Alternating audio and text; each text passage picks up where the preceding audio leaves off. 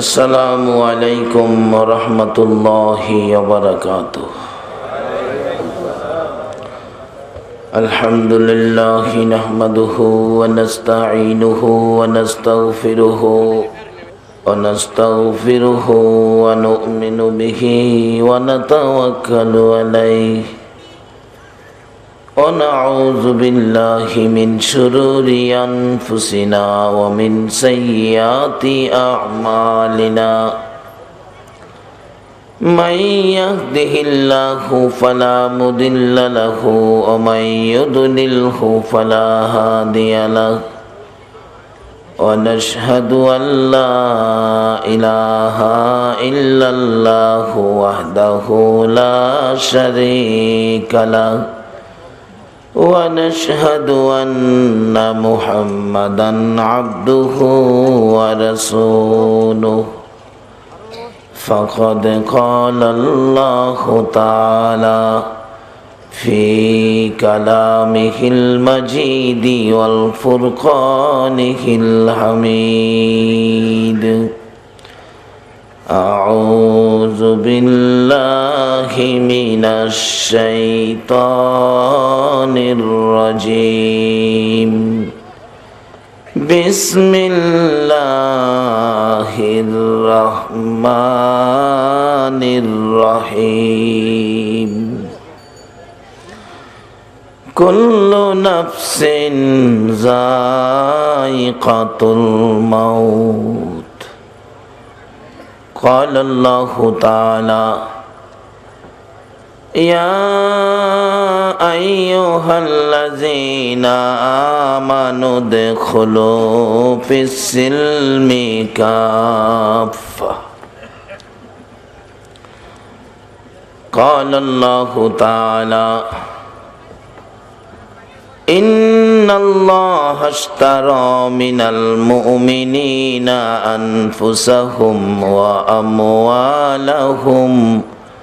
بأن لهم الجنة قال الله تعالى ومن يطع الرسول فقد أطاع الله قال رسول الله صلى الله عليه وسلم كفى بالموت واعظا قال رسول الله صلى الله عليه وسلم الدنيا مزرعة الآخرة قال الله تعالى في شان حبيبه صلى الله عليه وسلم إن الله وملائكته يصلون على النبي يا أيها الذين آمنوا صلوا عليه وسلموا تسليما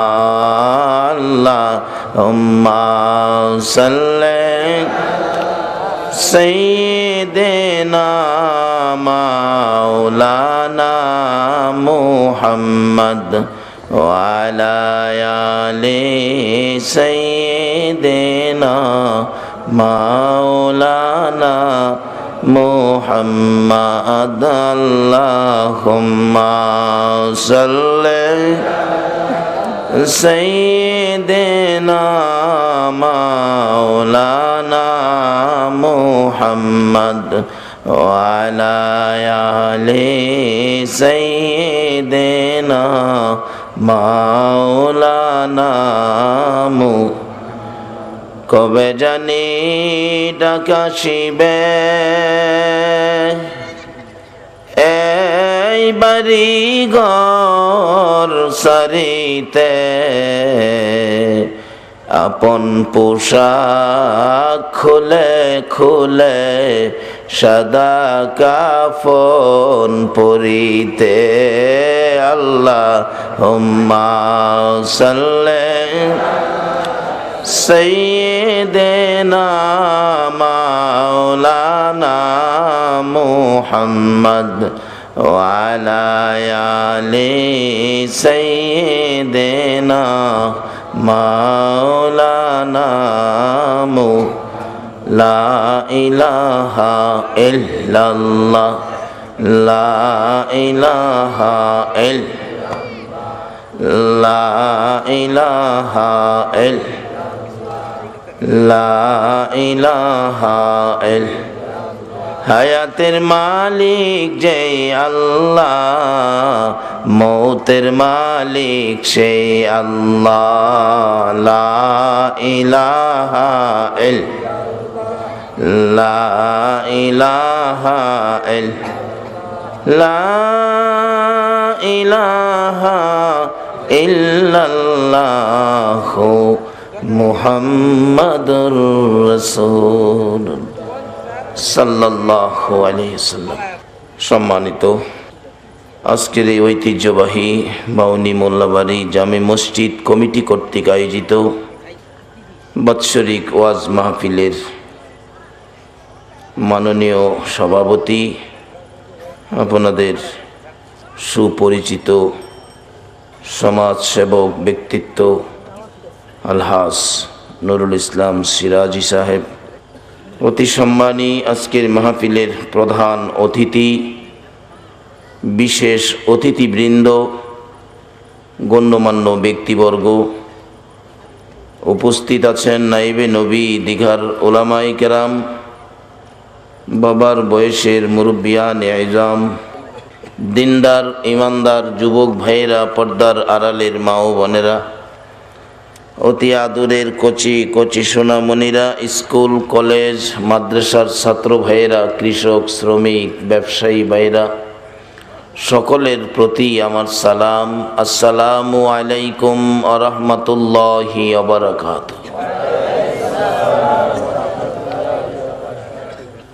আমি আপনাদের কাছে জানতে চাই, আমরা এই পৃথিবীতে আর কতদিন থাকব, এই গ্যারান্টি কি কেউ দিতে পারবেন? আমাদের সকলকে যে একদিন মরতে হবে, এই কথাটা কি রাইট? এটা আপনাদের কার কোনো আপত্তি নাই তো? তেলন আরেকটা পরামর্শ চাই আল্লাহর কাছে। আল্লাহ, আমরা মরে যাব, এটা মাইনা নিলাম, এখন আমরা কি করলে ভালো হবে? আল্লাহ আমাদের উদ্দেশ্যে ওয়াজ করে কোরআন শরীফ, ইয়া আইয়ুহাল্লাযীনা আমানু দুখুলু ফিস-সিলমি কাফা। ও বিশ্বাসীরা, তোমরা পুরাপুরিভাবে ইসলামে ঢুকে যাও। ও মুসলমান, পুরাপুরিভাবে ইসলামে ঢুকে যাও। ও ইমানদার, পুরাপুরিভাবে ইসলামে ঢুকে যাও। ইমানদারে ডাহে, বিশ্বাসীরা ডাহে, মুসলমানদারে ডাহে। তাইলে বোঝা গেল মুসলমান হওয়ার পরেও বুঝি ইসলামে পুরাপুরি ঢুকতে আমাদের কিছু বাকি। এই জন্য তো ঘূর্ণিঝড় সিডর বাকি ডাল লেগা, এই জন্যই তো আমাদের নামাজ কবুল হয় না, এই জন্য তো সমাজে শান্তি আসে না, এই জন্য সংসারের মধ্যে রহমত বরকত নাই। কিছু বেজাল ঢুকে গেছে। কি পরিমাণ বেজাল জামদার মধ্যে ঢুকে গেছে! এক কিসিমের বেজাল হলো সুদ। সুদ কত কিসিমের চক্রান্ত করে বিধর্মীরা মুসলমানদের আধ্যাত্মিক শক্তি, কালবি শক্তি, ঈমানি শক্তি ধ্বংস করার জন্য গড়ে গড়ে প্রতি জনের মধ্যে সুদ ঢুকায় দিছে। তারপরে আল্লাহ কেন ডাকবে না ইমানদারদেরকে পুরাপুরি ঢোকার জন্য? বলুন, মুসলমানদের চরিত্রে ঘুষ খাওয়ার অভ্যাস আছে কিনা? এই জন্যই আল্লাহ ডাকে পুরাপুরি ভাবে ইসলামে ঢুকে যাও। ইসলামে যদি পুরাপুরি ভাবে ঢুকতে পারেন, তাহলে আপনার ক্ষমতা কত, আপনার মর্যাদা কত, বিস্তারিত আলোচনা করলে যাইব সারা নাই। বাবারা, ইসলামে যারা পুরাপুরি ভাবে ঢুকেছে তাদের জীবনী খুলুন। আমি ভারত সফরে ছিলাম, 9টা প্রদেশ। উত্তর প্রদেশের জায়গাটার নাম শফিপুর। একজন ইসলামে পুরাপুরি ঢুকার ব্যক্তিত্ব, উনি মৃত্যুর আগে বলেছিলেন, আমি মারা গেলে তোরা আমার মাটির নিচে দাফন করিস না। ঠিকানাটা লিখে রাখেন, অনেকের বিশ্বাস নাও হতে পারে, একটু সফর করে দেখে আসেন। উত্তর প্রদেশের জায়গাটার নাম শফিপুর। উনি বলছিলেন আমাকে মাটির উপরে রেখে দিবে। বক্তবৃন্দরা গোসল দিয়ে জানাজা শেষ করে কাফন পরা অবস্থায় মাটির উপরে। এই খবর শুনে দেখতে গেলাম, 45 কিলোমিটার রাস্তা অতিরিক্ত। যাই বললাম, আমরা বাংলাদেশি মেহমান, এই ঘটনাটা কি সত্য? খাদেম বলেন, জি হুজুর সত্য। দরজা খুলে দিলেন, 4টে কবর মাটির নিচে, এটা উপরে। উপরে একটা হালকা কাঠের বাক্স, এই যে দেখছেন না যে সেলাই মেশিনের উপরে দিয়ে রাখে, ঠিক এরকম একটা বাক্স হালকা দিয়ে রাখছে। তো বললাম যে ঘটনা সত্য কিনা দেখার জন্য আসছি।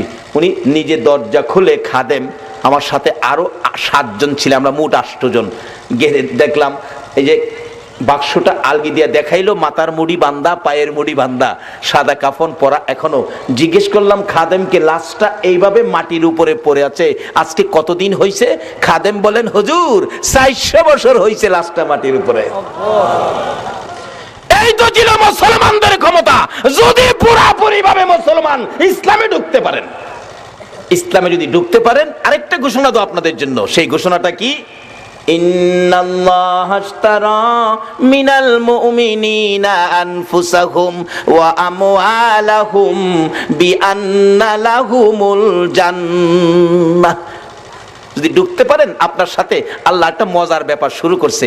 আল্লাহ বলেন, নিশ্চয়ই আমি আল্লাহ মুমিনদের সাথে একটা ব্যবসা করি, মুমিনের জানমাল আমি খরিদ করি। কিসের বিনিময়? বিআন্না লাহুমুল জান্নাহ, আমার জান্নাতের বিনিময় মুমিনের জানমাল আমি কিনে নেই। আজকে যারা জান অর্থাৎ শারীরিক কষ্ট করে যারা মাহফিলে বসে আছেন, আল্লাহ আপনাদেরকে জান্নাতের বিনিময়, যাদের পয়সায় মাহফিল সাজাইছেন, আল্লাহ আপনাদেরকে জান্নাতের বিনিময় খরিদ করেছে। রে বাউনির বাবারা ভাইরা, শুধু আপনারা নয়, যারা এই রাস্তা চিনেছে, ইসলামের মধ্যে পুরাপুরি ভাবে ঢুকেছে, জান্নাত খরিদ করার জন্য আল্লাহর সাথে যারা ব্যবসা লাগাইছে, তাকিয়ে দেখুন মক্কার ঘটনা বলছি। জান্নাত খরিদ করেছে পুরুষ নয়, সবার আগে জান্নাত খরিদ করেছে একটা মহিলা। আরে ভাউনির মা বোনেরা, তোমরা শোনো, তোমাদের ভাগ্য কত ভালো। সর্বপ্রথম এই নবীর উম্মত হইয়া ইসলামে পুরাপুরি ঢুকে নবীর আদর্শ লইয়া সর্বপ্রথম জান্নাত খরিদ করেছে একটা মহিলা। কিতাব লেখে যেই মহিলাটার নাম হলো হযরতে সুমাইয়া। সুমাইয়া চলে এইভাবে পুরাপুরি ভাবে ইসলামে ঢুকেছে। ও মা বোনেরা, ইসলাম শুধু ধরার জিনিস না, নাম লাগানো জিনিস নয়। ইসলাম হলো আমলের জিনিস, ব্যবহারের জিনিস। নিজের মধ্যে ব্যবহার করো। একটু অসুখ বিসুখ হইলে ক্লিনিকে যাইয়া, হসপিটালে যাইয়া, ডাক্তারখানায় যাইয়া কত পরীক্ষা নিরীক্ষা করো রোগ মুক্ত করার জন্য, সুখে শান্তিতে থাকার জন্য। আল্ট্রাসোনোগ্রাফ করো, ইসিজি করো, এক্সরে করো, রক্ত পরীক্ষা, প্রস্রাব পরীক্ষা, পায়খানা পরীক্ষা। কিছুদিনের জন্য দুনিয়ায় এত পরীক্ষা দেহের মধ্যে করতে পারলা, যেদিন তোমার মৃত্যু হয়ে যাবে, কবর থেকে শুরু করে জান্নাতে যাওয়ার আগ পর্যন্ত তোমার কি অবস্থা হবে গো? ওই জায়গাগুলো বিপদ মুক্ত দেহ করার জন্য কোরআন হাদিসের এক্সরে করে দেহের পরিবর্তন ঘটাইলা না। এই দেহের বেজালগুলি কোরআন হাদিসের এক্সরে দিয়ে দূর করতে পারলা না। দূর যারা করেছে তাদের সাথে আমার আল্লাহর ব্যবসা শুরু হয়ে গেছে। হযরতে সুমাইয়া রাদিয়াল্লাহু তাআলা আনহা এইভাবে চলতেন, যা বলেছেন কোরআন তা মানতেন, যা বলেছে নবী তা মানতেন। আবু জাহেল দেখে মেজাজ গরম। আবু জাহেল, সুমাইয়া আমি মক্কার গর্জিয়াস নেতা। হ্যাঁ বলে, মক্কার গর্জিয়াস নেতা, আমারে মানবি না, বাতিজারে মানবি? বাতিজা এতি মা নাই বাবা নাই, এত মান্য করবি, আমারে মানতি না? সুমাইয়া কয়, দেখো তোমার বাতিজাকে মানার জন্য বিধান দিয়েছে আমার আল্লাহ, নির্দেশ দিয়েছে আমার আল্লাহ কোরআন শরীফে, ওমাই ইতির রাসূল ফাকাদ আতা আল্লাহ, কোরআন শরীফ। তোমরা পুরাপুরি ভাবে ইসলামে ঢুকতে গেলে, আমার সাথে ব্যবসা লাগাইতে গেলে, তোমরা মানো আমার এই নবীর কথা, এই নবীর আদর্শ।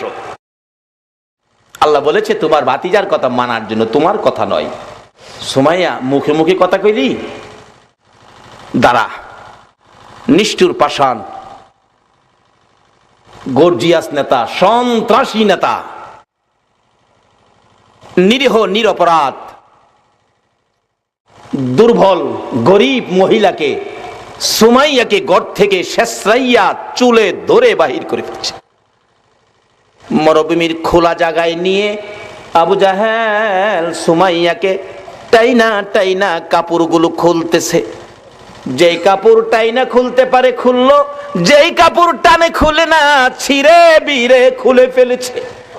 একবারে উলঙ্গ করে ওই নবীর পাগলিনী সুমাইয়ারে মরুভূমিতে দাঁড় করাইছে।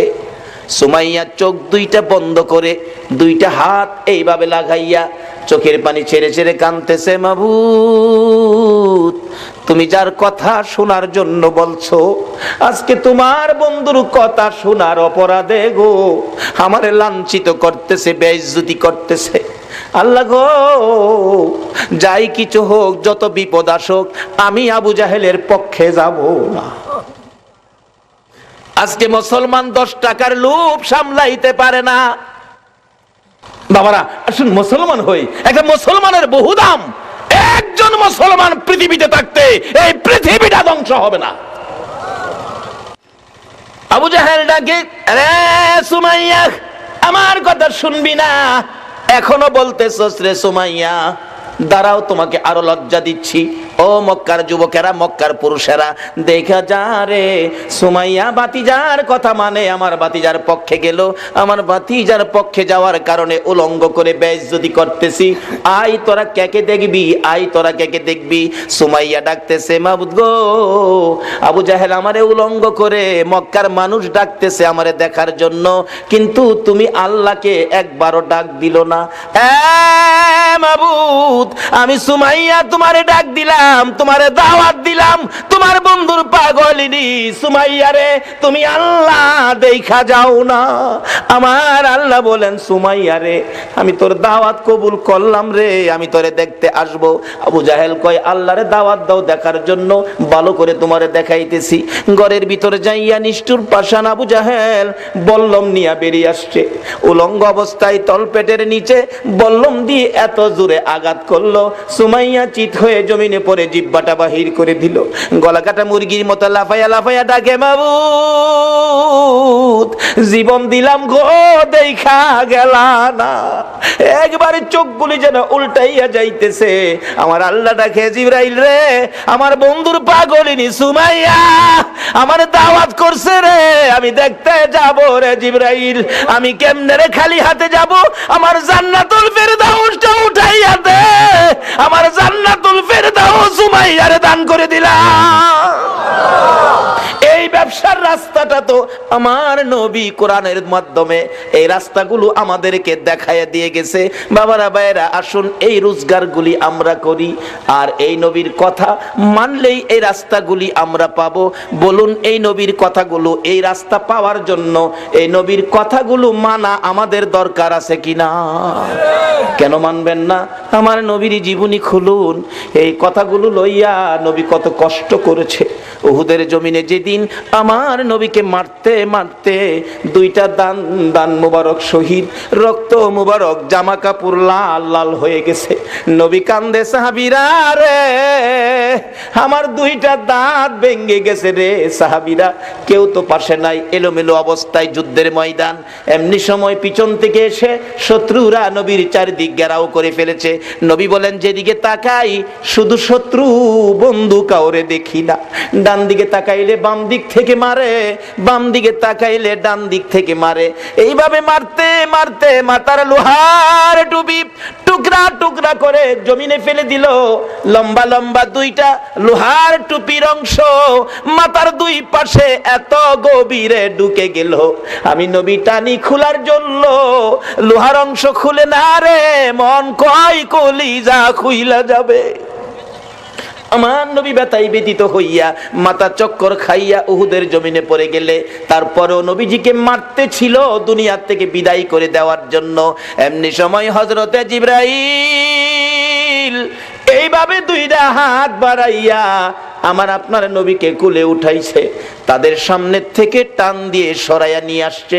উহুদ পাহাড়ের মাঝামাঝি, নিচ থেকে দেখা যায় না এমন একটা জায়গায় নিয়ে জিবরাইল নবীরে কুলে লইয়া ডাকতেছে, ও উহুদের পাথর, উহুদের পাহাড় রে, দেখ যেই নবী না হইলে তোরা হইতে না, আমি হইতাম না, কুল কায়নাত হইতো না। এই নবীরে মারতে মারতে কি অবস্থা করেছে, নবী বেহুশ, জ্ঞান ফিরে না। একটু বিছানার ব্যবস্থা করে দে, আল্লাহর বন্ধুকে শোয়াইয়া রাখি।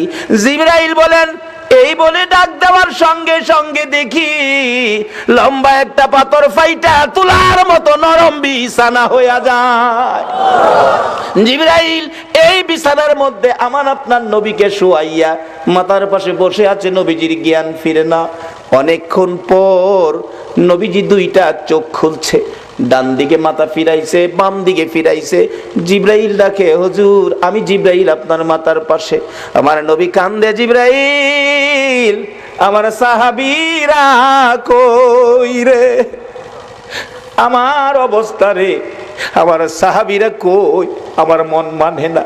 জিবরাইল বলেন, ইয়া রাসূলুল্লাহ আপনার দান দান মোবারক শহীদ, মাথার লোহার টুপি ভেঙ্গে টুকরা ভিতরে, বেহুশ ছিলেন, উপরে নিয়ে আসলাম, সাহাবীদের খবর পরে নিবেন। হুজুর আমি জিবরাইল আপনার ব্যথার রিপোর্টগুলো আল্লাহর দরবারে পৌঁছে দেওয়ার জন্য আমি অপেক্ষায় আছি।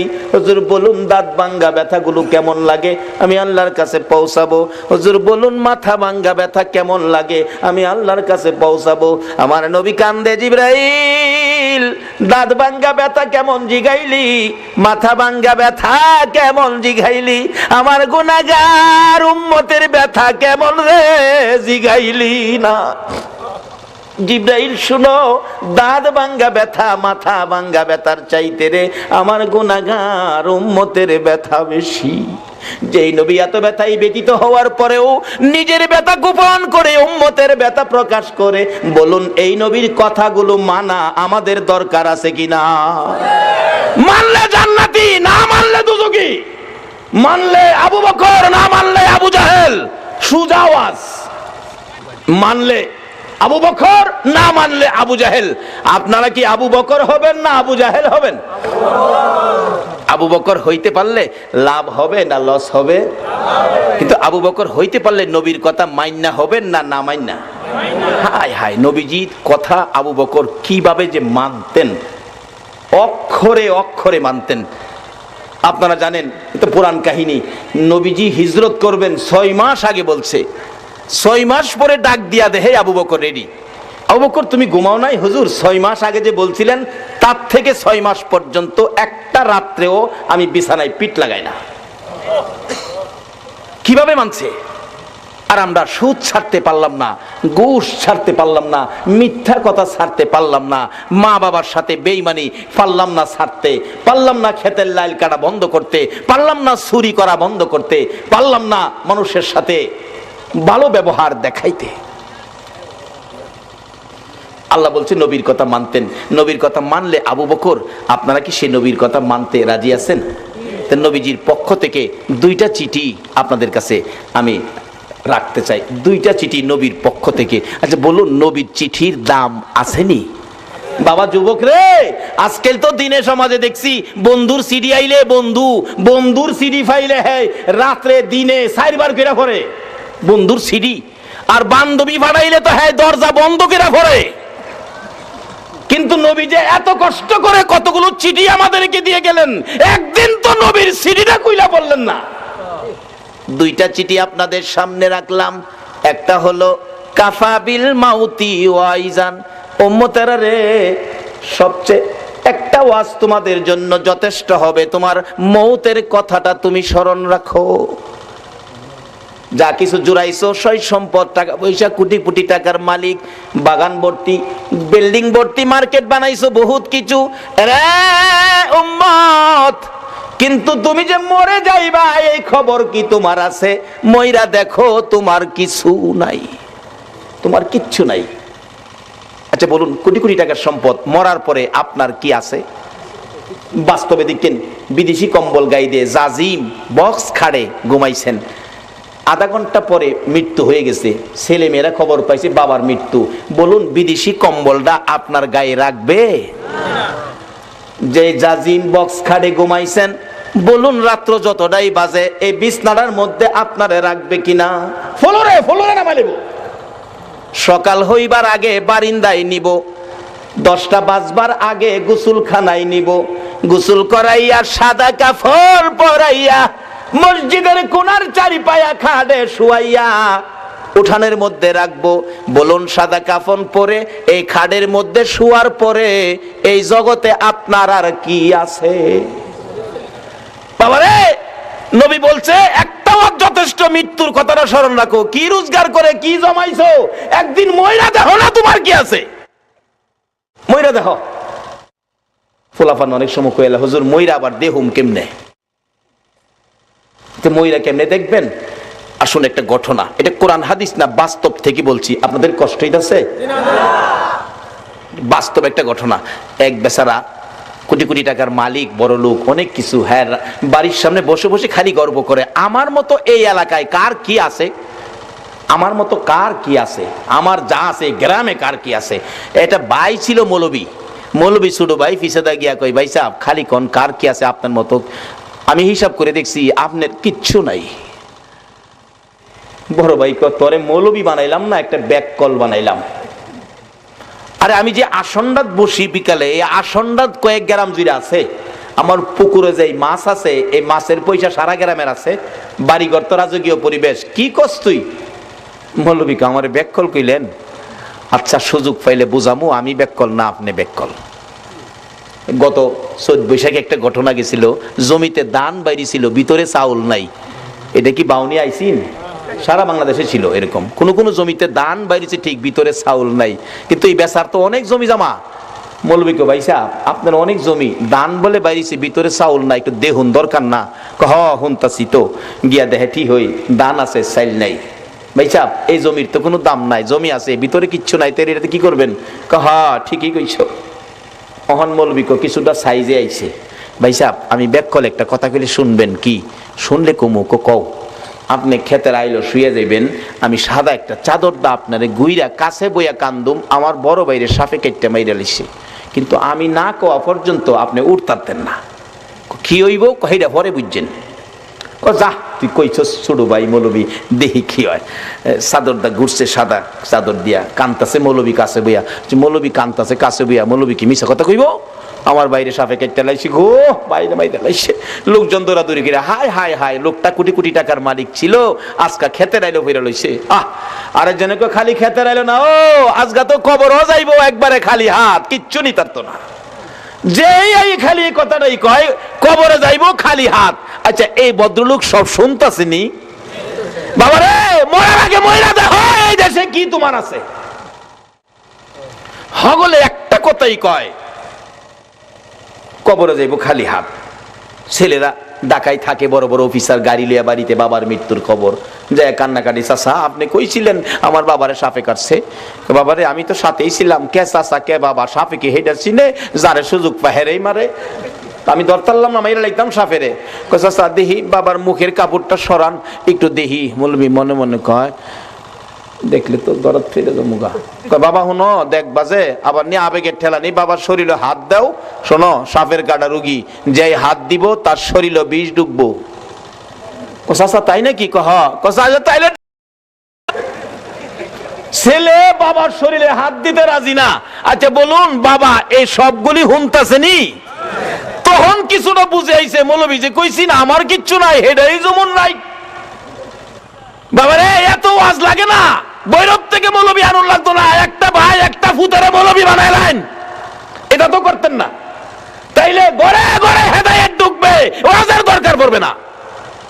একটা ফুতারে নাইতে একটা ভাইয়েরে মৌলবী বানাইলেন, এটা করতেন না, মৌলবী বানাইতেন না। কি করে দেখেন মৌলবী বাইকে হেদায়েতের পথে নিত। পোলারা কানতেছে, মায়া কানতেছে, বিবি বাচ্চা সবাই কানতেছে। আরেক মুরব্বী আয় কই, মৌলবী সাহেব সাপে কাটছে। জি চাচা। বাবারে সাপে কাটা রুগী সহজে মরে না, সহজে মরে না। এদিকে আজকের মাহফিলের মাননীয় সভাপতি সাহেব আলহাজ নুরুল ইসলাম সিরাজি সাহেব আছেন। এরকম রুগী আসে তো, সাপে কাটা রুগী সহজে মরে না, বিষ নামাই তারলে ভালোই যাবো গা।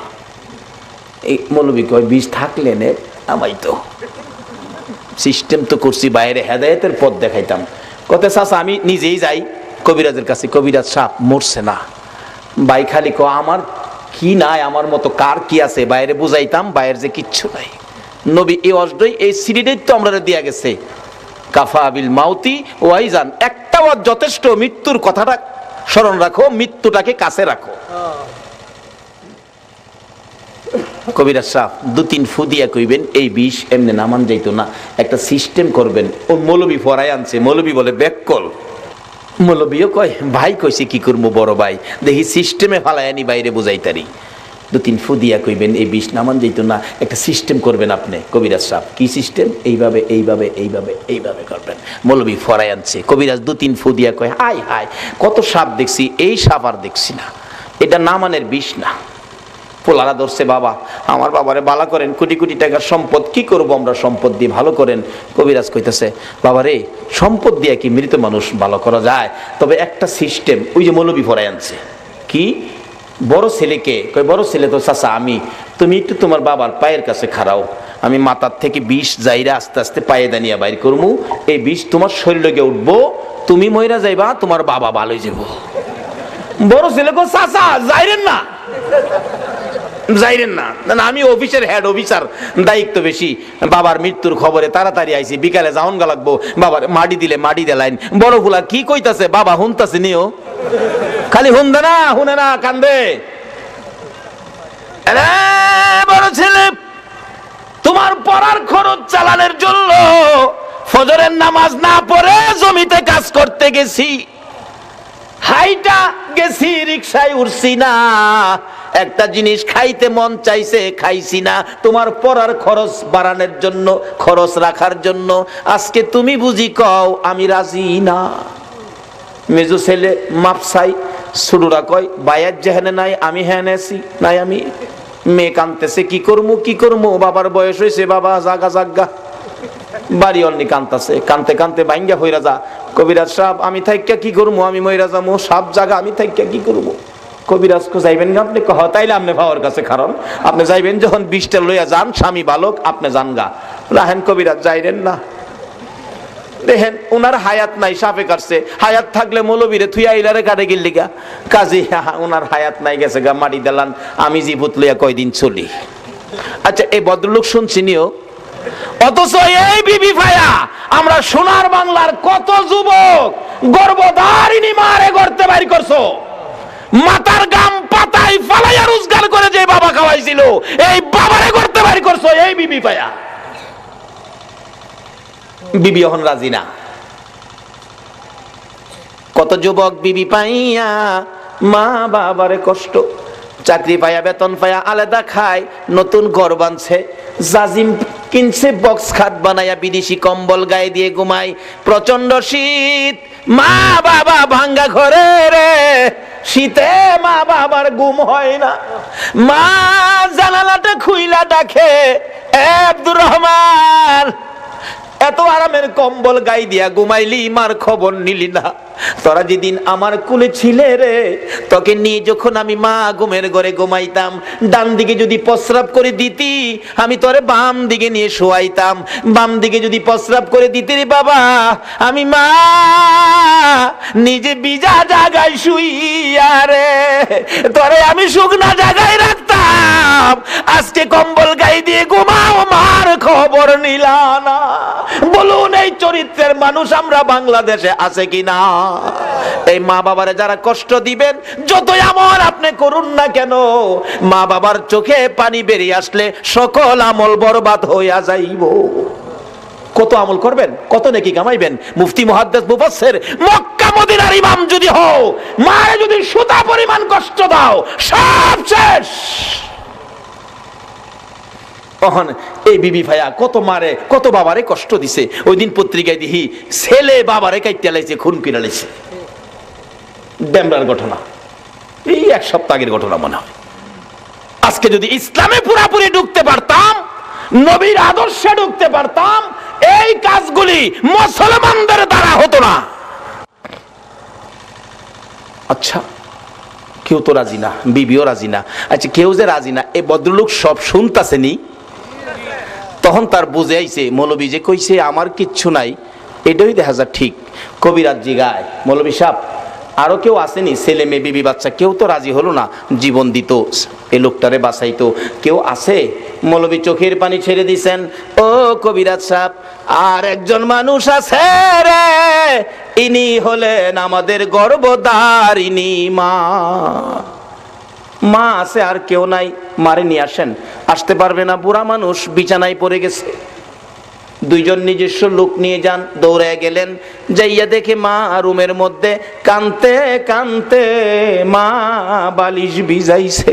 বলুন সন্তানের বিপদে মার চাইতে কান্দয়া পৃথিবীতে আর কেউ আছে কিনা? মৌলবি পাশে গিয়ে ডাকে, মা কানতে হবে না, তোমার ছেলে ভালো হবে, জীবিত হবে। বলস কি, কিন্তু শর্ত তোমাকে যাইতে হবে। তা আমার নিয়ে যাও। ধরে ধরে নিয়ে গেছে, কাছাকাছি গেলে দূর থেকে ডাক মারছে, কবিরাজ যাইস না বাবা, যাইস না, আমি মা আইছি। কাছে আসেন। আসছে, আপনার ছেলে ভালো হবে। কিভাবে বাবা, কি করতে হবে কও? আপনি পায়ের কাছে দাঁড়াবেন, বিষ জাইরা বাহির করে পায়ে দিয়ে আপনার উপরে মারবো, আপনি মরে যাবেন, ছেলে ভালো হবে। আপনাদের কাছে জানতে চাই মা রাজি হবে কিনা?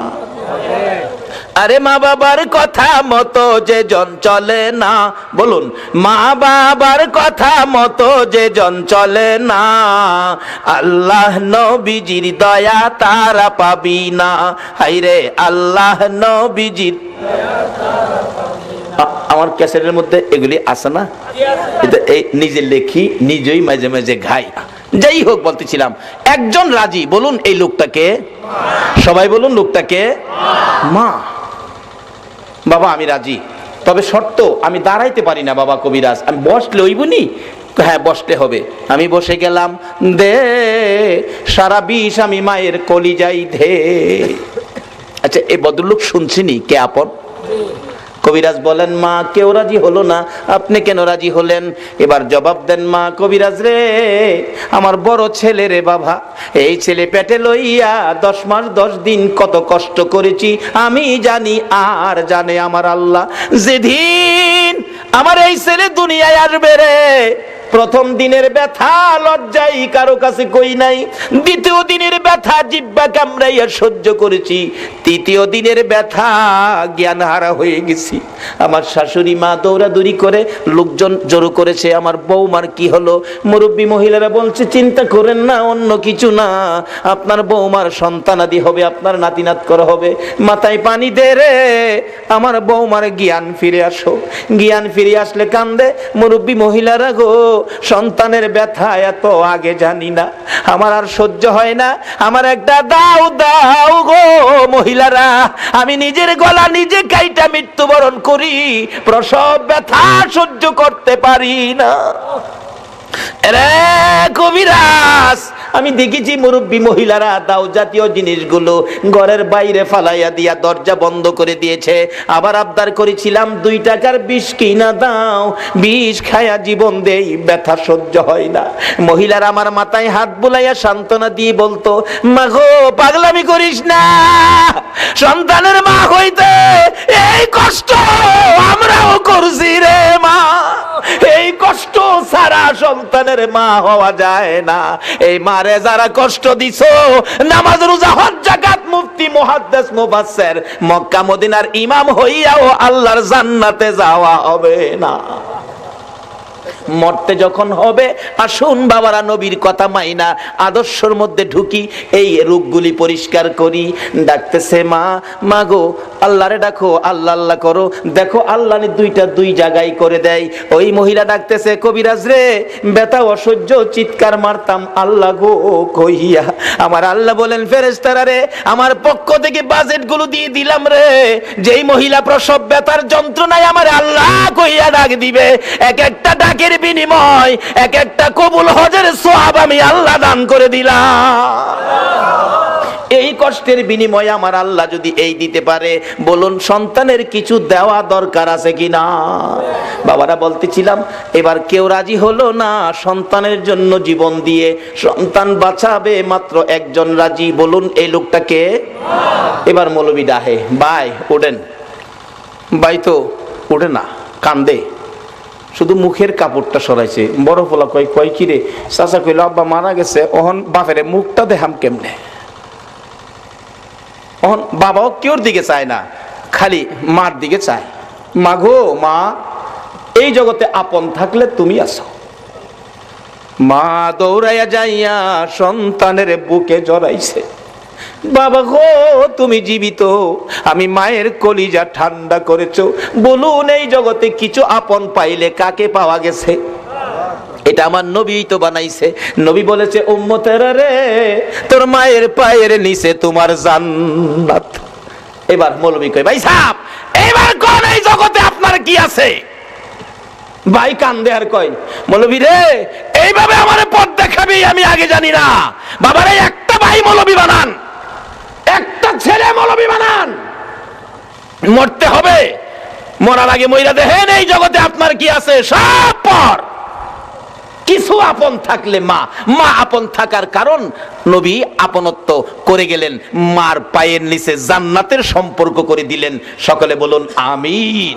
বাবারা ভাইয়েরা, এবার বড় ভাই কান্দে, মৌলবী রে নাই আমার কিচ্ছু নাই, আমার কিচ্ছু নাই, আমার কিচ্ছু নাই, শুধু একমাত্র কিছু থাকলে মা। কত চলেন বাড়ির যাই না, বাড়ির গিয়ে কি করবো? তো অহন কান্দেন কেরে, বড় ভাই কান্দে আর ডাকে গুনার বোঝা মাথায় লইয়া কান্দেছি, মাফ করে দাও মাবুদ আল্লাহ এলাহি। বাবারা দুইটা চিঠি নবীর পক্ষ থেকে আপনাদের কাছে দেওয়ার কথা। একটা চিঠি হলো কাফা বিল মাউতি ওয়াইজান, মৃত্যুটাকে স্মরণ রাখো, যথেষ্ট অজের দরকার নাই। আরেকটা চিঠি হলো আমার নবী আপনাদের উদ্দেশ্যে দিয়েছে আদ-দুনিয়া ও মাজরাতুল আখিরা, দুনিয়াটা হলো আখিরাতের বাজার। আমি আপনাদের কাছে জানতে চাই নবীর চিঠি মাফিক, নবীর চিঠি হিসাব করে আখিরাতের জন্য কে কি বাজার করেছেন, কে কি রোজগার করেছেন। আমার নবী যেদিন বলেছে দুনিয়া আখিরাতের বাজার, সাহাবীরা জড়ো হইয়া প্রশ্ন করে নবী গো আমরা কিভাবে বাজার করলে লাভবান হব? আমার নবীর সাথে সাথে আরেকটা চিঠি সামনে পেশ করে দিলেন, সাহাবীরা রে আসসালাতু মিফতাহুল জান্নাহ, এই নামাজ ধরো, নামাজটা তোমাদের আখিরাতের জন্য জান্নাতের চাবি হিসাবে পাবি। লম্বা ঘটনার সংক্ষেপ করে দিলাম। নবীর কথা যারা মানে গো, দেখুন না নবীর সাহাবীর জীবনী, যার নাম কিতাবে লেখে হযরতে আব্দুল্লাহ আনসারী, দৌড়ায় বাড়িতে গেছে, বিবি গো ও বিবি, নবী বলেছে নামাজ বলে জান্নাতের চাবি, বল নামাজ পড়বি নি, নামাজ আদায় করবি নি। বিবি একটা চিৎকার মারছে, স্বামী নবী যদি বলে থাকে, আল্লাহু আকবার বলো, কে বলে থাকে? কে? মদিনার মহিলারা পর্যন্ত আমার নবীর কথার মর্যাদা দিত। মসজিদে নববীতে, ও মসজিদের পক্ষের বাইরা কারা গো মসজিদ সামনে রেখে মাহফিলের আয়োজন করেছেন? মসজিদে নববীতে যখন জামাতের সময় হইতো, আব্দুল্লাহ আনসারী ওই একটা কাপড় নিজের পরনে লাগাইয়া ঘরের ভিতরে গর্ত করেছে, গর্তের মধ্যে বিবিকে উলঙ্গ করে বসাইয়া দরজা বন্ধ করে মসজিদে নববীতে যাইয়া পিছনের কাতারে নামাজে শরীক হইয়া, নামাজ যখন শেষ হয়ে যাইতো দৌড়াইয়া বাড়ির দিকে যাইয়া কাপড় খুলে বিবিরে দিত, নিজে গর্তের ভিতরে বসতো, বিবি নামাজ আদায় করত। এইভাবে দুইজনে মিলে এক কাপড়ে নামাজ পড়ে, কোনদিন নামাজ ছাড়ে না। আর আমরার ঘরে সুকেস ভর্তি কাপড়, আমরা নামাজ পড়ি না। সাহাবীরা কিছু গুনগুন করে, আব্দুল্লাহ আনসারী কিসের নামাজ পড়ে? দৌড়ায় আসে, দৌড়ায় যায়, বুঝি না কি নামাজ পড়ে। নবীজি বলেন কি ব্যাপার, তোমরা কিসের সমালোচনা করো? হুজুর আব্দুল্লাহ আনসারী কি নামাজ পড়ে বুঝি না। রাসূল বলেন তোমরা সমালোচনা করো না, কেন দৌড়ায় আসে, কেন দৌড়ায় যায়, আমি নবী তদন্ত করব। সমালোচনা মুসলমানদের আদর্শ নয়, সমালোচনা ইসলাম নয়। নবী নিজেই গেছেন, যে আব্দুল্লাহ আনসারী ঘরের দরজায়, আব্দুল্লাহ আনসারী মতান্তরে সালাম দিলেন।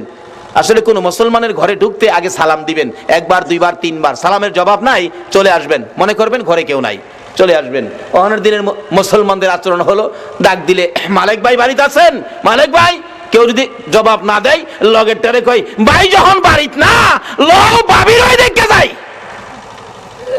ভাই বাড়িত না, হ্যাঁ বাবিরে দেখতো যা, কই পাইলা তুমি বাবি দেখার অনুমতি? আল্লাহ বলছে আমানু দুখুলু ফিস সিলমি কাফার মধ্যে ঢুকো। নিজে পর্দায় থাকুন, অন্যকে পর্দায় থাকার পরামর্শ দেন। বলতেছিলাম এবার নবীজি সালাম দিলেন, আসসালামু আলাইকুম, আসসালামু আলাইকুম, আসসালামু আলাইকুম, তিনবার সালাম, জবাব নাই। নবীজি চলে আসতেছে, আব্দুল্লাহ আনসারী গর্তের মধ্যে উলঙ্গ অবস্থায় ছিল, দৌড়ায় আসছেন বিবি, গর্তের ভিতরে ঢুকে কাপড় খুলে দিলেন। স্বামী গো, নবী আসছিল, কষ্ট পাবে, তাড়াতাড়ি যান। আব্দুল্লাহ আনসারী কাপড়টা পরে বাহির হইয়া দেখে নবী অনেক দূর চলে গেছে। দৌড়াইয়া পিছনে গেলেন, কিভাবে নবীর পিছনে ফিরাবো? ইনি এমন নবী গো, যাকে ডাক দিয়ে পিছন থেকে ফিরানো যাবে না। পিছনে যাইয়া কিতাব লেখে পাওগুলি বড় বড় করে মারছে। আওয়াজ শুনে নবী পিছনে তাকাইছে। আব্দুল্লাহ আনসারী, হুজুর ওয়ালাইকুম সালাম। 3 বার সালাম দিলাম, জবাব দিলি না, এখন কেন জবাব দিলে? হুজুর আপনি যখন সালাম দেন আমি শুনছি গো, কিন্তু এমন এক পরিবেশে ছিলাম রাসূলের সালামের জবাব দেওয়া সম্ভব ছিল না। কি পরিবেশে ছিলে রে আব্দুল্লাহ আনসারী? হুজুর আপনি যেদিন বলেছেন নামাজ জান্নাতের চাবি, ওই দিন থেকে আমি আর আমার বিবি দুইজনে নামাজ পড়ি, নামাজ ছাড়ি না, কিন্তু দুইজনে মিলে নবী গো মাত্র একটা কাপড় আমার ঘরে। মসজিদে নববীতে যখন জামাতের সময় হয়, ও মসজিদওয়ালারা, কারা এই মসজিদের পক্ষ থেকে মাহফিলের আয়োজন করেছো? আমার নবী মসজিদের জামাতের কত গুরুত্ব দিয়েছে। হুজুর মসজিদের জামাতের সময় হলে আমি আব্দুল্লাহ আনসারী ঘরের ভিতরে গর্ত করছি, বিবিরে উলঙ্গ করে বসাইয়া দরজা বন্ধ করে কাপড়টা পরে আমি মসজিদে যাই, নামাজ শেষ করে দৌড়াই আসি, বিবিরে কাপড় দিয়ে আমি গর্তের মধ্যে বসে থাকি। এইভাবে দুইজনে মিলে নামাজ পড়ি এক কাপড়ে। হুজুর কোনদিন নামাজ ছাড়ি না। আমার নবী বলেন, আব্দুল্লাহ আনসারী দরজাটা খুলে দে, আমি দেখি গর্তটা শরীয়ত সম্মত কিনা। কিতাব লেখে আব্দুল্লাহ আনসারী দরজা খুলে দিলে, নবী তাকিয়ে আছে। গর্তটা এত গভীর ছিল, ভিতরে মেয়ে না পুরুষ বোঝা যায় না, মানুষ আছে কি নাই তাও ধরা যায় না। আমার নবী চোখের পানি ছেড়ে দিলেন, আব্দুল্লাহ আনসারী রে, আমি নবী বলে গেলাম রে, তোদের জান্নাতের চাবি রোজগার হয়ে গেছে। বাবার এই দেশ ছাড়তে হবে, সাদা কাপড় নিয়ে কবরও যাইতে হবে, জীবনে কে কি রোজগার করেছেন হিসাব মিলান না। আমার নবী বলেছে আদ-দুনিয়া ও মাজরাতুল আখিরা, দুনিয়াটা আখিরাতের বাজার, আখিরাতের জন্য কে কি বাজার করেছেন হিসাব মিলান। মরার আগে মইরা দেখেন আপনার কিছুই নাই, শুধু 3 টুকরা কাফন ছাড়া আর কিছুই আপনার নাই। সব সম্পদ ছেলেমেয়েরা বাদ করে নিয়ে যাবে। নবীজি চোখের পানি ছেড়ে ঘোষণা দিয়ে গেলেন, ও আব্দুল্লাহ আনসারী তোদের জান্নাতের চাবি রোজগার হয়ে গেছে। পিছে পিছে যাইতেছে নবীজিরে আগায়া দেওয়ার জন্য, রাস্তায় উঠে যাবে, বাড়ির সীমানা শেষ। আমার নবী দেখে ছোট্ট ছোট্ট 2টা বাচ্চা একটা খেজুর গাছের গোড়ার মধ্যে এইভাবে বাচ্চা 2টারে গাছের সাথে বাইদা রাখছে। বাচ্চাগুলো কাঁদতে কাঁদতে জামা কাপড় ভিজে গেছে। আমার নবী পাশে দাঁড়াইয়া ডাক দিলেন, ও বাচ্চারা তোমাদের এই কষ্ট কারণটা কি? বাচ্চাগুলো কান্দে, হুজুর রাস্তা দিয়া কত মানুষ যায় গো, আমরা কেউ জিগায় না। ও বাবা মুসলমান, এটাও তোমার আদর্শ? তুমি পেট ভরে খাইলা, তোমার আশপাশি ঘরের লোকগুলো খাইলো না, তুমি খবর নিলা না, শুধু নামাজ পড়ে বাড়িতে গিয়া ঘুমাইলা। এই নামাজে আমার আল্লাহ খুশি হবে না।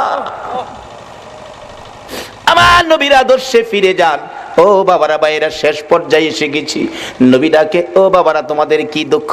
হুজুর আমরা কেউ জিগায় না কেন যে আমরা এই বিপদে আছি। তোমাদের বাবার নাম কি? বাচ্চা 2টা আব্দুল্লাহ আনসারীর দিকে তাকাইয়া বলে, হুজুর আমাদের বাবা আব্দুল্লাহ আনসারী। নবী জিজ্ঞেস করে, ও আব্দুল্লাহ আনসারী তোর বাচ্চাগুলোর এত কষ্ট, এত বিপদ, হাত বাঁধা ব্যাপারটা কি? আব্দুল্লাহ আনসারী শুধু কান্দে, কোনো কথা কয় না। আবার নবী জিজ্ঞেস করেন, ও বাচ্চারা তোমাদের এই কষ্ট কেন, হাত বাঁধা কেন, বিপদ কেন?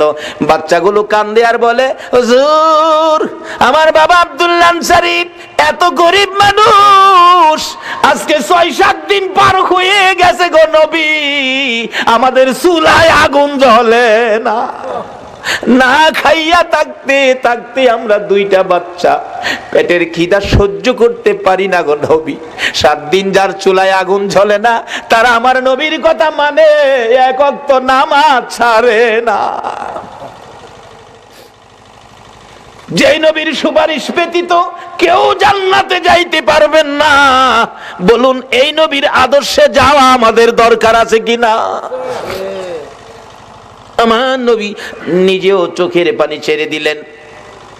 দেরি করলেন না, দৌড়ে যাইয়া মসজিদে নববীর বারিন্দায়। আজকে শুনলাম সালেহ সাহেব বললেন, হুজুর আমার মসজিদের বারিন্দা নাই।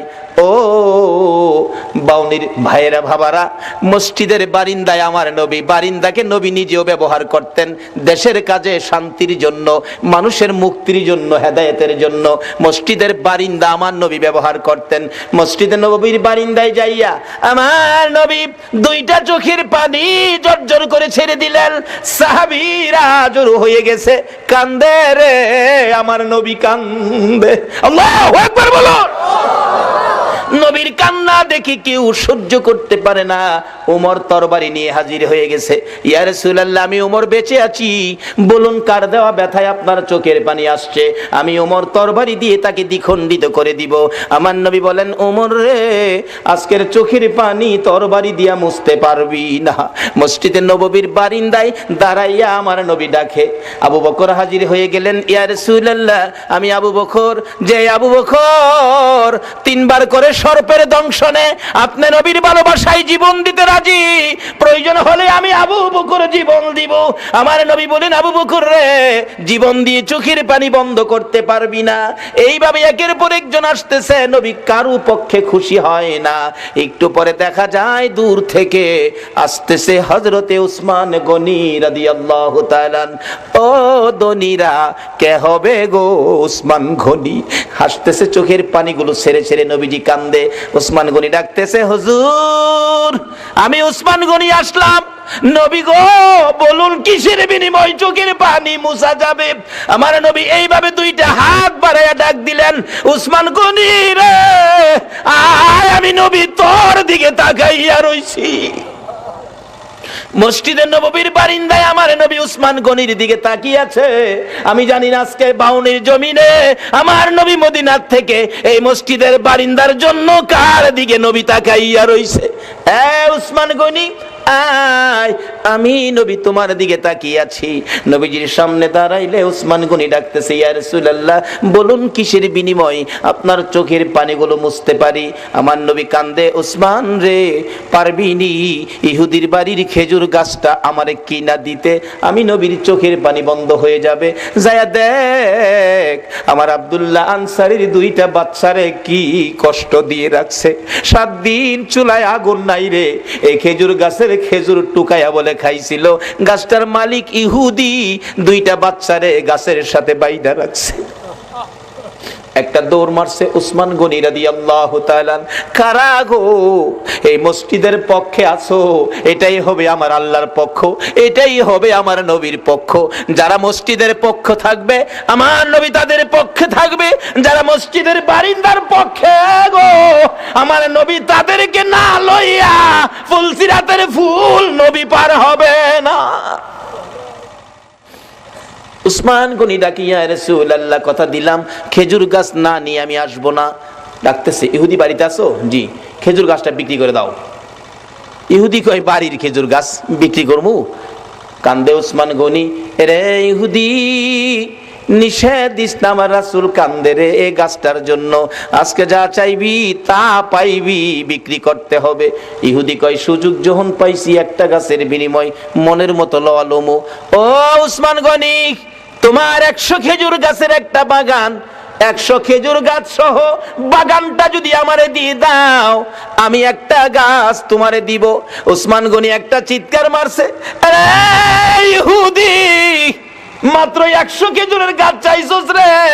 আবার রাসূল কান্দে। রাসূল খুশি করার জন্য আজকে যদি আমি উসমান গনির সকল সম্পত্তি চাইতি, একটা গাছের বিনিময় আমি উসমান গনির সব তোরে দিয়ে দিতাম। ও বাবারা ভাইরা, এই রাসূল খুশি করার জন্য সকল সম্পত্তি দিয়ে উসমান গনি একটা খেজুরের গাছের দলিল নিতে রাজি। ইহুদি বলেন 100 গাছ দিলেই হবে। 100 গাছের দলিল দিলেন উসমান গনি, একটা গাছের দলিল দিলেন ইহুদি। এই দলিল নিয়ে রাসূলের সামনে হাজির। আমার নবী চোখের পানি জর্জর করে ছেড়ে দিলেন, উসমান গনি রে, আমি কথা দিলাম রে, তোরে না লইয়া আমি নবী জান্নাতে যাব না। বাবারা ভাইরা, এই নবীর কথা কার কাছে ভালো লাগে? কে নবীর পক্ষে থাকতে রাজি? মসজিদ আল্লাহ খুশির ঘর, মসজিদ আল্লাহ পাওয়ার ঘর, মসজিদ জান্নাত পাওয়ার ঘর, মসজিদ গুনাহ মাফের ঘর। এই মসজিদের বারিন্দার জন্য আমি আপনাদেরকে নিয়ে দোয়া করব। দোয়ার আগে 5টা মিনিট অনুরোধ হলো, আমি আপনাদের মেহমান, কেউ উঠবেন না, যদি উঠেন আমি কষ্ট পাবো। মোহব্বতে আর একটু দুরূদ শরীফ পড়ুন। আল্লাহুম্মা সাল্লি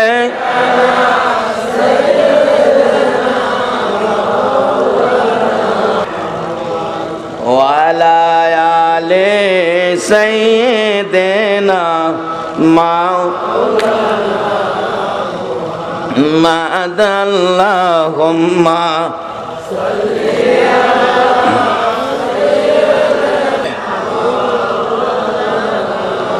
মুহাম্মদ ওয়ালা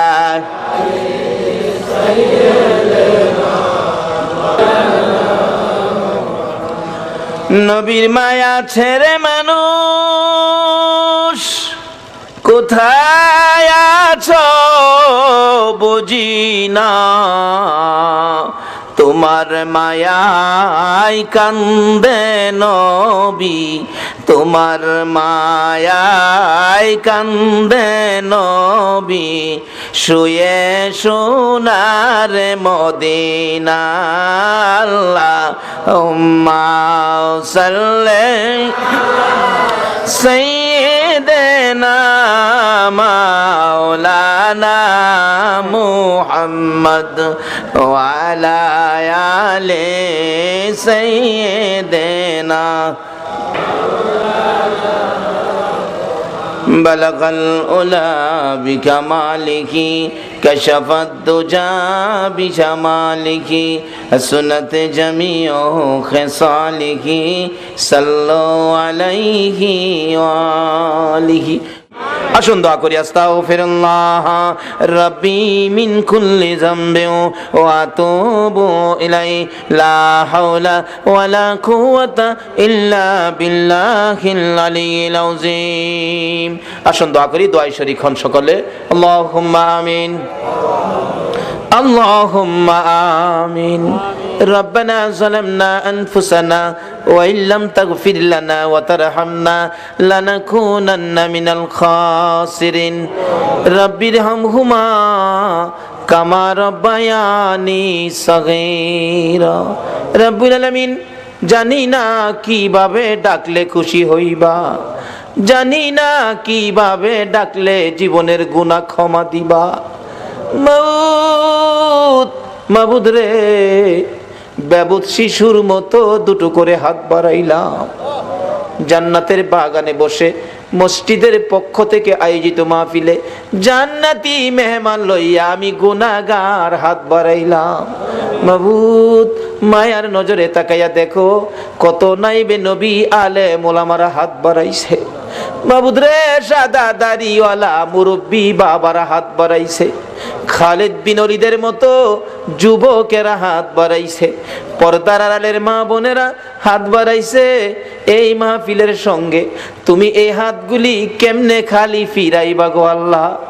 মাবুদ, এই মাহফিলের উসিলাই, এই মাহফিলে যারা হাত বাড়াইছে, আমি নেককার বুঝি না, গুনাহগার বুঝি না, মেয়ে বুঝি না, পুরুষ বুঝি না, আজকের জন্য নামাজি বুঝি না, বেনামাজি বুঝি না, যারা এই হাত বাড়াইছে গো, আমাকে সহ সকলের জীবনের গুনাহগুলো ক্ষমা করে দাও। মাউত, ক্ষমা চাইলাম, জীবনের গুনাহ ক্ষমা যদি না করো, কবে জানি মৌতের চিঠি দিয়ে আজরাইল পাঠাইয়া দাও, কবে জানি গর্তে বাহির করবে রে, আর ঘরের ভিতরে নিবে না।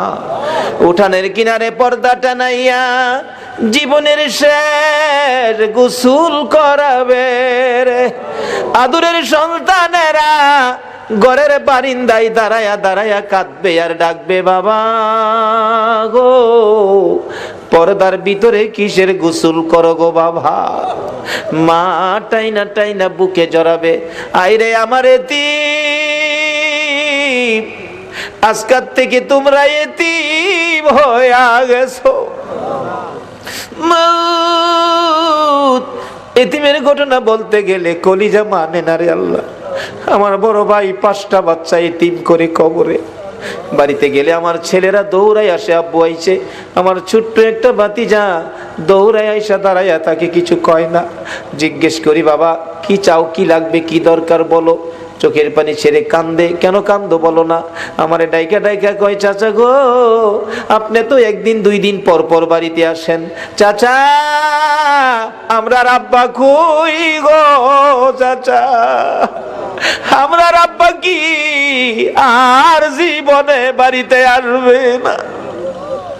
মউত এইভাবে কবে জানি কার সন্তানেরা এতিম হইয়া যায়, কবে জানি কার বিছানা খালি হইয়া যায়। ওই দিন আসার আগে তোমার ঘর মসজিদের পক্ষ থেকে আয়োজিত মাহফিলে আমরা যারা হাত বাড়াইছি গো, ফিরাইও না, ঘুরাইও না, আমরা তুমি মাফ করে দাও। আল্লাহ জীবনের গুনাহ মাফের আসার দরখাস্তের পর আরেকটা দরখাস্ত করি, তুমি কিন্তু রাগ হইও না। আমি জানি না হাজার হাজার মানুষ এত রাত পর্যন্ত বসে হাত বাড়াইছে, টাকা চাইলে লোকেরা জায়গা, আজকে লোকগুলো গেল না, বসে রইল। আমি জানি না রে কার মনে জানি কি দুঃখের পাহাড়, কার মনে জানি ব্যথা। হুজুর আমরার মা নাই গো, মা নাই। কার মনে জানি ব্যথা, বাবা নাই গো, বাবা নাই। যেই বাবা মাথার গাম পাতাই ফালাইয়া রোজগার করে মানুষ করেছে গো, যেই বাবা জমি জামা সই সম্পদ জুড়াইয়া আজকে বাবা দুনিয়ায় নাই। হুজুর বাবা কত আদর করতো গো, শেষ বয়সেও বাবা বাজারে গেলে জগ ভর্তি দুধ কিনতো, 2 কান্দা 3 কান্দা কলা লইতো, আমের সিজনে 15 কেজি 20 কেজি আম লইতো। বাবা হাঁটতে পারে না, তারপরও দুধ কিনা, আম কিনা, কলা কিনা বন্ধ করে না। লোকেরা জিগায় বুড়া বয়সে এই পূজা কার জন্য বইতাছো, নিজের জান চলে না কেন এইগুলি লইছো? বাবা একটা চোখের পানি ছেড়ে দিয়ে চিৎকার মারছে, বন্ধুরা রে কার জন্য লইছি শুনো রে, আমার আদরের ছেলে মেয়েগুলো দুধ আর কলা ছাড়া ভাত খায় না রে। দুধ কলা যেই বাবা খাওয়াইতো গো, এই বাবা কার জানি খবরে রে আল্লাহ। ওই মা জানি কার খবরে গো। মার কুলে তাইকা, মার কুলে কত পসরা পায়খানা করছি, অন্য মহিলারা নাকে কাপড় দিত, তোমার আমার মা জীবনে কোনোদিন নাকে কাপড় দেয় নাই।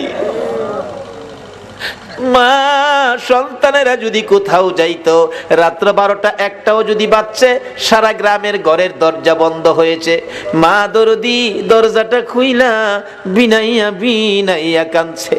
একটা গাছের পাতা যদি পড়ছে, একটু আওয়াজ যদি হইছে, মা 2 কদম সামনে গিয়া একটা চিৎকার মারছে, বাবা আইসনি, আমি তোমার মা দাঁড়াইয়া রইছি। বাবারে বাড়ির দিকে তাকাইয়া দেখো, এই দরজা জানি কার বন্ধ হইয়া গেছে। এই মারে কবরে শুয়াইয়া, বাবারে কবরে শুয়াইয়া চোখের পানি কার জন্য রাখছো? মাহমুদ রে, মায়ের অভাবী ছেলেরা কি করে? এতদিন তো শুধু বলতাম, এখন তো নিজেও মার অভাবী। একটা মায়ের অভাবী ছেলে বিদেশ থাকে, সপ্তাহ সপ্তাহ টেলিফোন করে, মা মা তুমি কেমন আছো আমারে জানাইও। মা কই, বাবা বিদেশ গেছো টাকার জন্য, সপ্তাহ সপ্তাহ টেলিফোন করে টাকা নষ্ট করলে কেমনে হইব? টাকা চিনো রে বাবা, টাকা চিনো।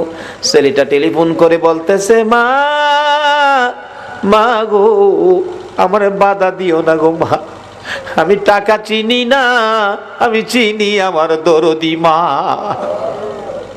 সপ্তাহ সপ্তাহ টেলিফোন, হঠাৎ করে মা স্ট্রোক করে মারা গেছে। এলাকার লোকজন কয়, ছেলেটারে মৃত্যুর খবরটা দিও না, দিলে আত্মহত্যা করবে।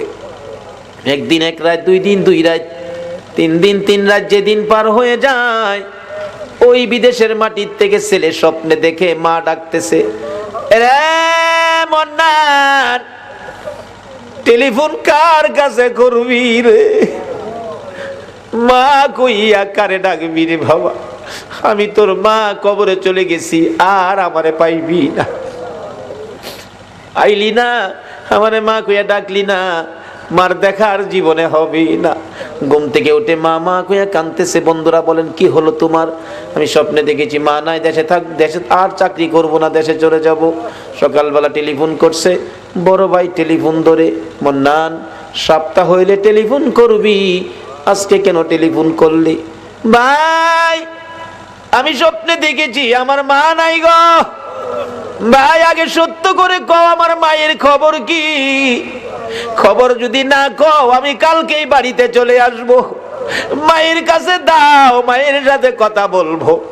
মার কাছে যদি টেলিফোন না দাও আমি কিন্তু কালকে বাড়িতে চলে আসব।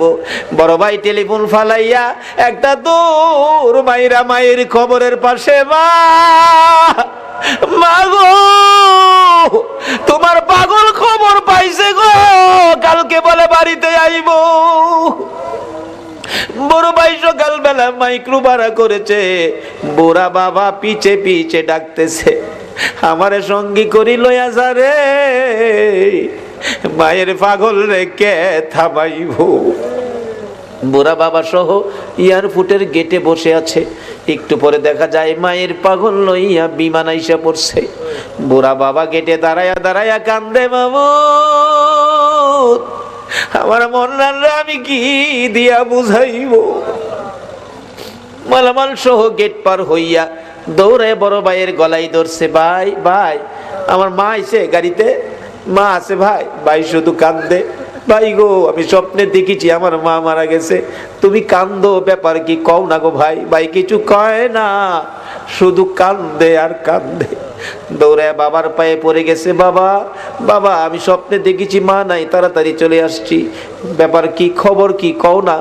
বাবা ধৈর্যের সহিত বলতেছে, মন্নান আয় গাড়িতে, বাড়িতে যায় দেখবি তোর মা কেমন আছে। গাড়ি টান দিলে একটু পরে বলতেছে, মন্নান বাবা গো মা মরে গেছে, স্বপ্নে দেখে চলে আসছি, কিছু আনতে পারি নাই, শুধু মায়ের জন্য একটা স্বর্ণের চেন আনছি গো বাবা, এই চেনটা তুমি মার কাছে বুঝাইও। বাবা কান্দে, বাবু এই চেন আমি কার হাতে দিব? মন্নান রে এই চেনটা তোর কাছে রাখ, তুই তোর মার হাতে বুঝাইয়া দিস। বাড়ির কাছাকাছি মাইক্রো গেলে দূর থেকে মন্নান তাকাইয়া দেখে বাড়ির গেটের সামনে রে শত শত মহিলারা কান্দে, একজন আরেকজনকে ডাকতেছে, দেখা যায় রে মায়ের পাগল আইসা পড়ছে।